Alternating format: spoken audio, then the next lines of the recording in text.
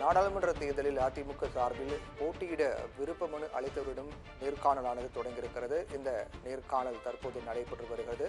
நாடாளுமன்ற தேர்தலுக்காக ஒவ்வொரு கட்சிகளும் தீவிரமாக களப்பணியாற்ற தொடங்கியிருக்கிறார்கள். குறிப்பாக திருவள்ளூர், சென்னை உள்ளிட்ட 10 தொகுதிகளுக்கு இன்று மதியம் வரை எடப்பாடி பழனிசாமி நேர்காணல் நடத்துகிறார்.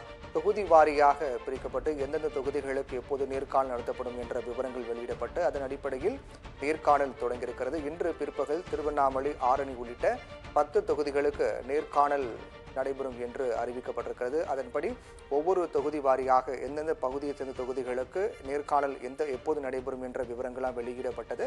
அதன் அடிப்படையில் நேர்காணல் தற்போது தொடங்கியிருக்கிறது. விரிவான தகவலை செய்தியாளர் அருண்குமார் வழங்க கேட்கலாம். அருண்குமார் வணக்கம். அதிமுக சார்பில் எம்பி தொகுதி தேர்தலில் போட்டியிட விருப்ப மனு அளித்தவுடன் நேர்காணல் நடைபெற்று வருகிறது. விரிவான தகவல் என்ன? பிரவீன்குமார், நிச்சயமாக வருகின்ற நாடாளுமன்ற தேர்தலில் அதிமுக சார்பில் போட்டியிடும் விருப்பம் தெரிவித்த மனு அளித்தவர்களிடம் அதிமுக பொதுச் செயலாளர் எடப்பாடி கே பழனிசாமி தற்போது ராயப்பேட்டையில் உள்ள எம்ஜிஆர் மாளிகையில் இந்த நேர்காணலை நடத்தி வருகிறார்.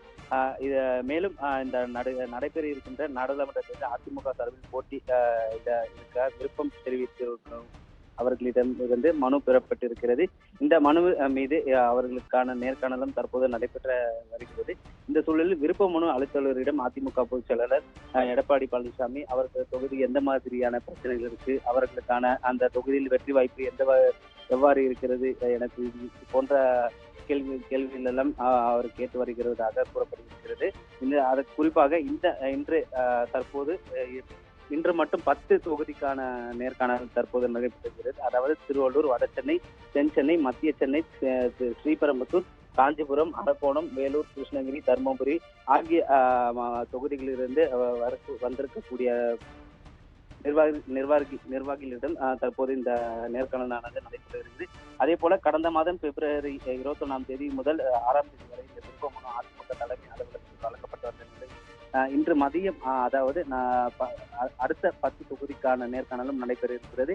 அதில் திருவண்ணாமலை, ஆரணி, விழுப்புரம், கள்ளக்குறிச்சி, சேலம், நாமக்கல், ஈரோடு, திருப்பூர், நீலகிரி, கோவை ஆகிய நாடாளுமன்ற தேர்தலுக்கான நேர்காணல் நடைபெற இருக்கிறது.